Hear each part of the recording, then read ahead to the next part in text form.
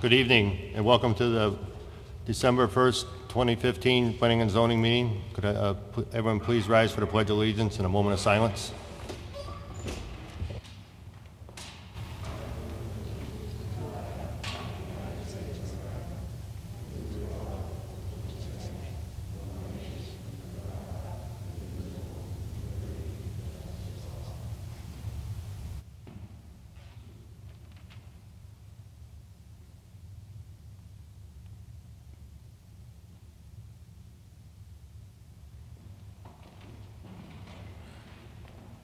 Could I have roll call from my left, please? Anthony Sutton. Mike Dolan. John Grant. Jean Servine. Carl S. Moore. Tom Nickel. Tom Panzala. I'm Edward Mead. Also with us is City Planner David Sulkis and Board Clerk Phyllis Leggett. First on the agenda is executive session, Colbert LLC versus Milford Planning and Zoning Board, 86 Palm Point Avenue. Could I have a motion to go into executive session, please? We have a motion, have a second? Second. All in favor? Thank you. Also, I'd like to invite David Sulkis, City Planner, into the meeting. And Deborah Kelly.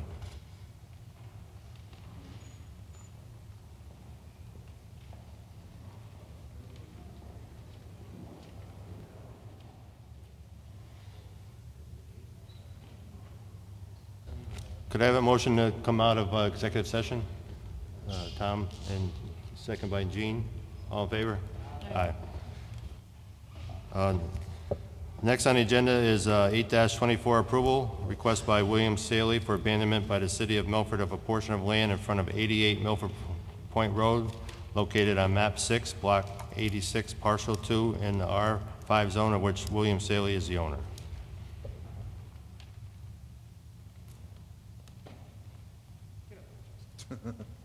Good evening. Justin Falco from Fashion & Falco on behalf of William Saley.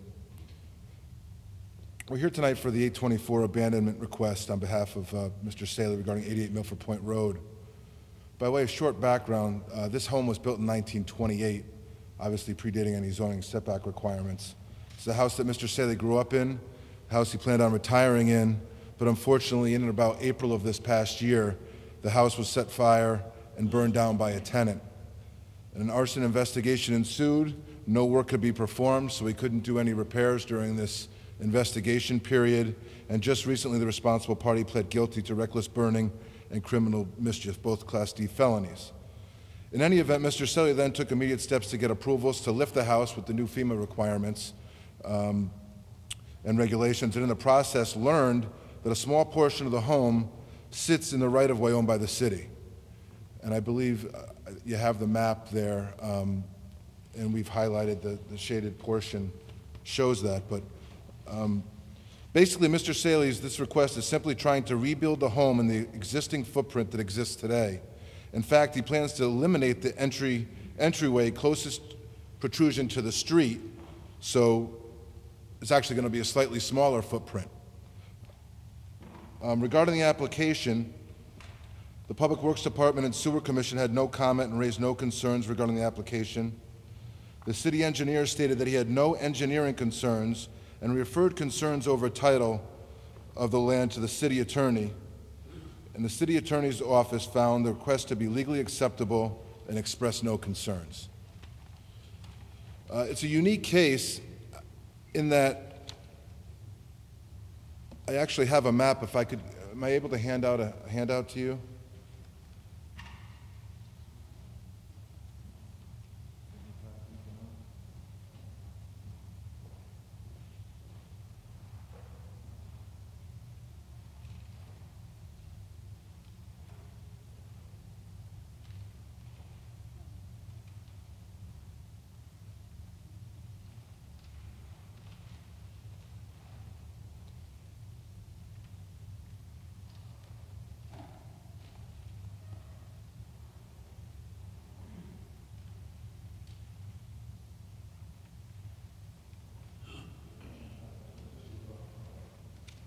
This is just an easy reference point. I just put a blue dot on 88.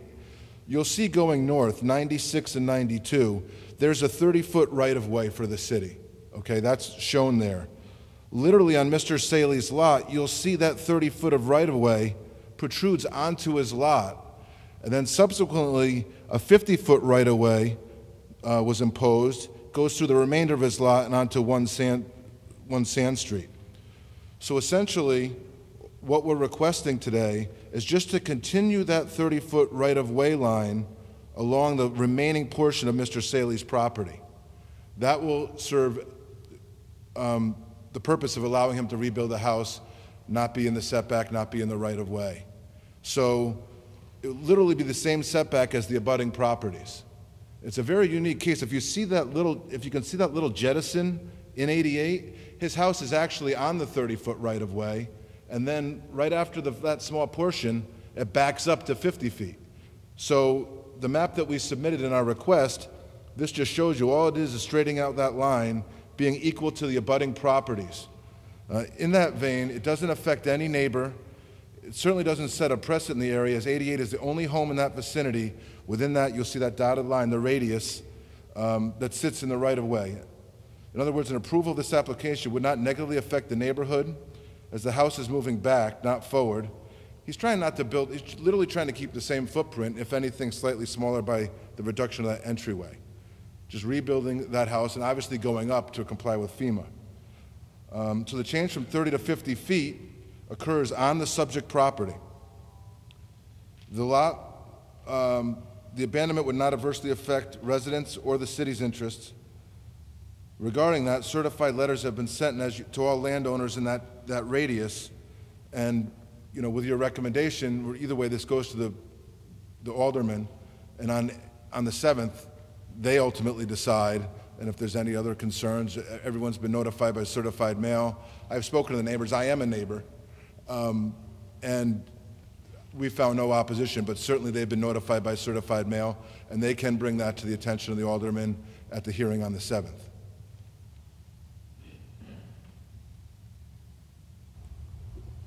Is that your all done on your presentation? David, do you have anything? Yeah, I mean, if there's any question just regarding this, I can just show this briefly, the map that was submitted, which is the actual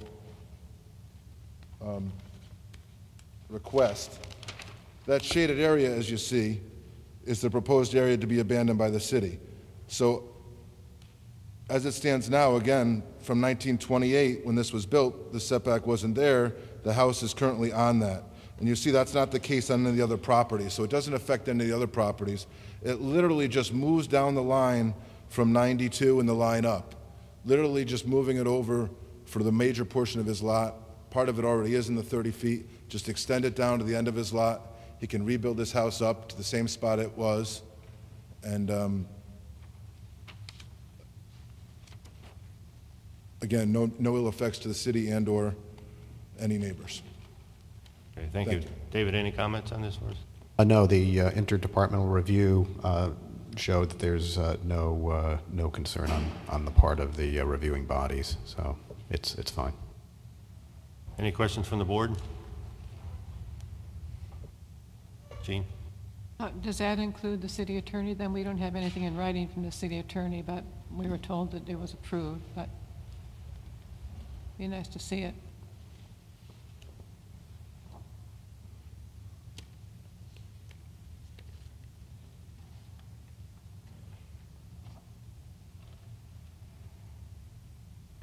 Yeah, I don't have that memo here, but remember this is an 8-24. This is the beginning of the process. So if ultimately the city attorney's office or the mayor's office or the board of aldermen themselves have an issue with this, ultimately it wouldn't pass. But if there aren't any issues, then we would expect the board of aldermen to ultimately approve it. If I may, I do have a copy of the memo from the city attorney that states simply, the city's attorney's office finds the request to abandon legally acceptable. It's a memo that came on the 27th from Deborah Kelly. I can submit that if you'd like.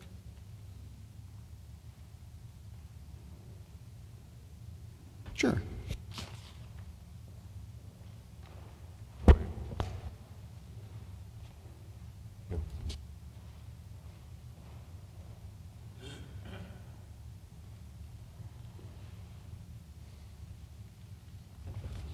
I see it? No. Oh, you got another question? We have another question. I have a question, Mr. Sulkus. I'm looking at the city engineer's report. Could you comment on what he says there? He suggests that the approval be structured in such a manner that it narrowly defines, doesn't set a precedent. Could you just comment on that? We have a new city engineer, and he is very broad in his review. This 824, like any 824, is unique. So just like any planning and zoning board application is unique. So I don't think in the abandonment of a right-of-way of this nature, it's going to set a precedent unless someone else has an exact same situation and they, ask for the same relief. I don't think there's any precedent because every situation, every property is different. Okay, thank you. I just wanted to clarify that.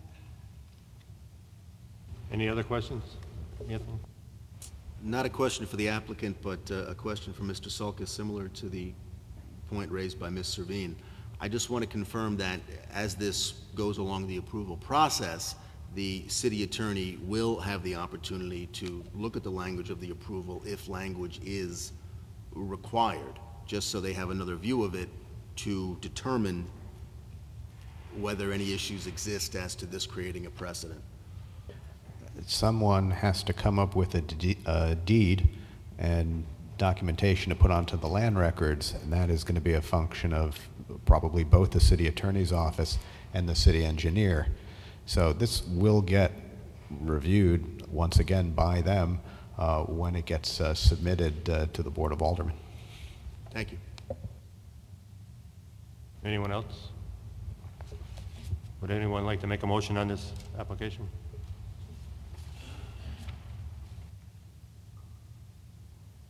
Mr. Dolan?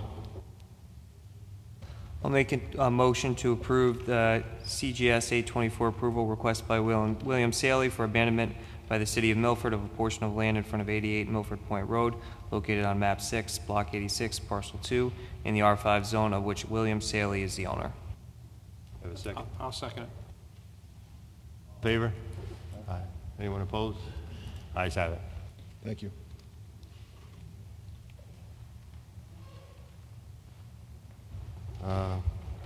Next on the list, new business, 30 East Broadway, Zone CDD2, petition of Thomas B. Lynch, Esquire, for approval of a minor amendment to a special permit and coastal management site plan review to construct two 4-unit residential buildings, A and D, on map 16, block 149, parcel 7, of which Beach Village LLC is the owner.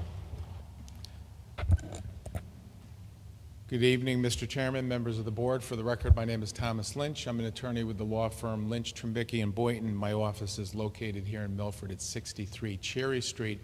And as you know, I was here on November 4th representing my client Daniel Shepro, who was here with me tonight, the managing member of Beach Village LLC. And we brought before you that night an application to amend certain sections of the zoning regulations as they relate to the property located in the CDD2 zone. And David will have further comments to make after myself, but basically this has been re-agended for your meeting tonight because there was an error, I guess, in terms of noting on the agenda for that night that we were also simultaneously presenting plans for a minor amendment to the existing site plan and the special permit, so that if you recall, I specifically recall at the end of the public hearing and my presentation to you, the board voted to change the regulation as amended through discussions with David after the board had taken a recess, and I mentioned to Chairman Gettinger after the board voted on the regulation that we were also asking for a vote on the amendment to the site plan. The board did vote and approve that, but in essence, you voted on something that hadn't been noted on your agenda for that night. So after discussion with David, and I think he had some discussions with the city attorney's office as well, it was decided to put this back on your agenda for tonight. And all of the comments that I made to you and all of the comments that were made by Ray Oliver, the architect on the project, as well as Ronald Wasmer, the design engineer for the project, all of those comments that we made to you at the public hearing on November 14th, I would ask that those comments be incorporated by reference into the meeting minutes for tonight's meeting. And David may have some further comments. Yeah, Tom described it accurately. Basically, your agenda was missing the two items, so that notice wasn't given on the agenda. You voted on them anyway, you approved them, but in consultation with the city attorney's office, it was felt that it would be just cleaner to put it back on the agenda and have you just do a simple revote, just affirming what you did at the earlier meeting. And I would also like to note for the record that as a minor amendment, this is not a public hearing. We're not here adding any further comment or any further exhibits nor any further testimony. It has been agended as a agenda item for tonight's meeting. It is not a public hearing. I just got one question. If it wasn't on our agenda, it wasn't on the public notice either when it was published before our meeting? That would be correct. No, it was, we don't, whatever we're required to put into the paper for a notification, that was done correctly. Strictly the agenda was not indicating all of the applications that we would normally have on the agenda, which is why it's there. So there were no other defects in the notification. Just in the agenda for the public Just and in for us? Just the agenda for what was going on that night. So, you know, in theory, you know, when the public comes, you know, or decides they want to come to a meeting or view a meeting, they look at the agenda. Is there something there that catches their eye or doesn't? And unfortunately, the full breadth of that application wasn't on the agenda. You acted on it because our regulations require that when there's a regulation change, what's the reason for it? There has to also be an accompanying application, which you acted on, but we just didn't note that on the agenda for that evening. And if I may, just to supplement that, there was a public hearing that night. There was a public hearing for the application to amend the zoning regulations. So there was a full public hearing held that night, but for tonight, we're here for a minor amendment to the site plan. This is not a public hearing. I just want to make it clear because if it was noticed rightfully in the newspaper of what was on the agenda, then what was going to be on the agenda, and everything was legal, then if people were going to come to speak, they would have read that, and not what was on the agenda that was given to us. The notice in the night. newspaper did have notice that there would be a public hearing for the zone regulation change. Any questions from the board on reviewing this to vote? Seeing none, can we have a motion? Do we motion to revote this? Yeah, or to reaffirm the vote that you took on November 4th. We have a motion to reaffirm the vote that we took on November 4th. Mr. Sutton? I will move to reaffirm the vote that we took on at that last meeting. Second. Mr. Dolan? In favor? Anyone opposed? Ayes have it. And Mr. Chairman, if I can ask the indulgence of the board, you have a CAM approval next on your agenda, but then after that is the continuation of the public hearing for the application for 1613 New Haven Avenue. And I believe all the board members received by way of email today, I received it, a copy of the traffic study report that was requested. So we do have that, and I just would like to report to the board that we're prepared to come back to you on December 15th to address Mr. Hewa's traffic report, and also, as Gene was concerned of some amendments to the site plan, we'll present those as well. So if I could skip over to the next agenda item and just report to you on that so that we're clear on that. Okay. Okay? Is that it, or do you want to come? That's it. All right. So you're off. Good night. Good night.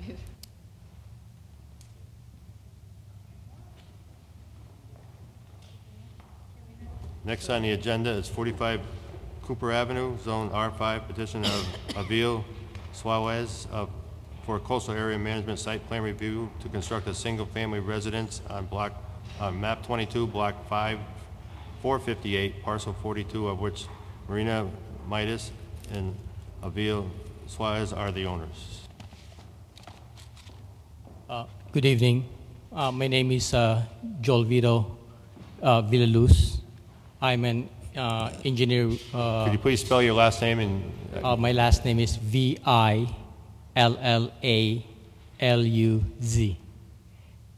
The first name is Joel Vito. That's Joelvito.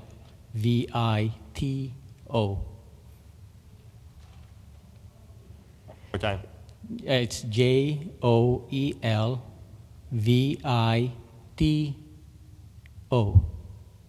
Joel Vito.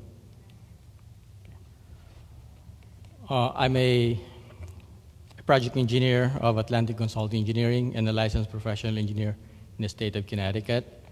The last your last meeting, pretty much Mr. Suarez presented the site plan, which we subsequently revised to address the required 2 parking spaces.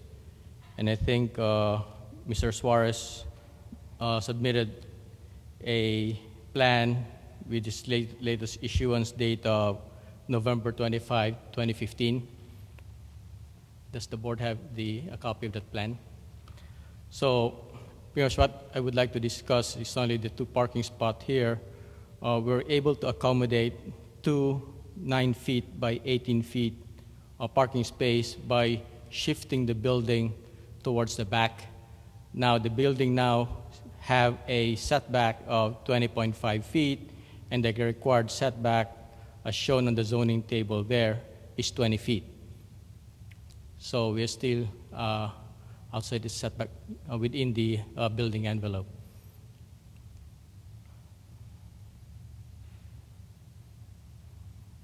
Anything from staff on this? Mr. Harris updated his report, and he finds that the updated plans are conformance with the regulations. Yeah, on the last meeting, the only question we had was there was no plans for the parking, so that's why we had him come back. So, Yeah. Mr. Grant was the one that brought that to his attention. So, is there any other questions from the board? Okay. Seeing none, could I have a motion on this application? Mr. Servine? I'll make a motion for approval. I'll second it. Mr. Grant, second. All in favor of this? Any opposed? Ayes have it. Thank you very much, sir. Thank you very much.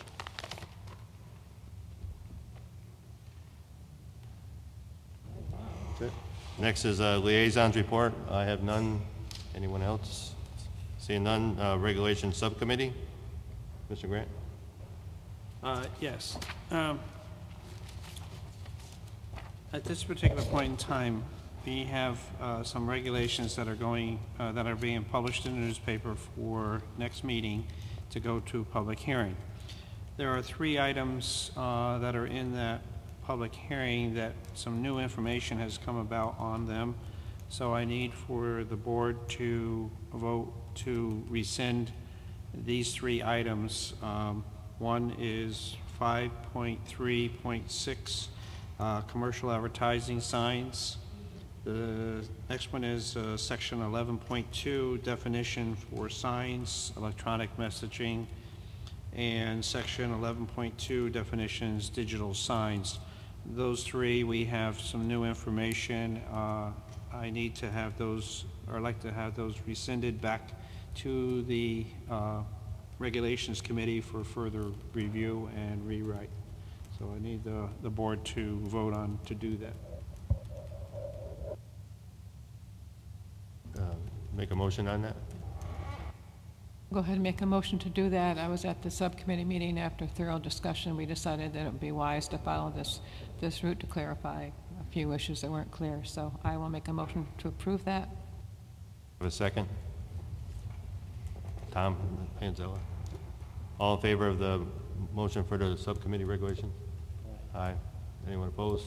Ayes have it. Just one correction. I think I should have mentioned for 1613 New Haven Avenue is being continued to December 15, 2015. Approval of minutes. Could I have a motion to approve the minutes? Jean Sabine and John Grant. And Jenny. This is right here. Mr. Grant. All in favor of the minutes? Aye. Chair's report. I have none. Staff report. Not this evening.